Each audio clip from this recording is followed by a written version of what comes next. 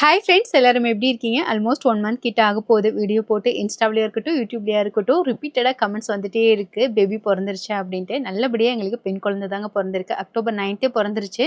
அப்போவே இன்ஃபார்ம் பண்ணணும்னு நெனச்சேன். கொஞ்சம் ஹெல்த் இஷ்யூங்கிறனால அது அப்படியே போயிடுச்சு. இப்போ தான் என்னால வீடியோ எடுக்க முடிஞ்சது.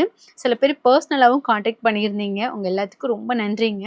பாப்பா பொறந்து 2 வீக்ஸ்ல செக்கப் ஒண்ணு இருந்தது. ஸோ பாப்பாவ கூட்டிட்டு ஹாஸ்பிட்டல் போயிட்டு வந்திருந்தோம். ஹாஸ்பிட்டல்லேருந்து டிஸ்சார்ஜ் ஆன உடனே என்னோட பேக் டு ரொட்டீன் வந்து ஸ்டார்ட் பண்ணிட்டேன். பாப்பா வயித்துல இருக்கும்போது நல்லா பசிக்கும் அப்படின்னு சொல்லுவாங்க. ஆனா இந்த பேபிக்கு எனக்கு சுத்தமா பசியே இல்லங்க. ஒழுங்கா சாப்பிடாம பேபி வெயிட் ரொம்பவே கம்மியாயிடுச்சு. 2 கேஜில தான் பிறந்திருந்தாங்க. ஆஃப்டர் டெலிவரிக்கு அப்புறம் என்னாச்சு, நல்லா சாப்பிடணும் அப்படின்ட்டு முடிஞ்ச அளவுக்கு வந்து ஹெல்தியான ஃபுட்டா எடுத்துக்கிறது. பாப்பாவுக்கு ஃபீட் பண்றனால சீ ஃபுட் வந்து ஒரு 3 டைம்ஸ்னாச்சும் எடுத்துக்கிறது. மார்னிங்கே எடுத்து குடுத்துருந்தாங்க. அதெல்லாம் வாஷ் பண்ணி மேரினேட் பண்ணி வச்சுட்டு தான் போயிருந்தேன். மதியம் வந்து தான் லஞ்ச் பண்ணியிருந்தேன்.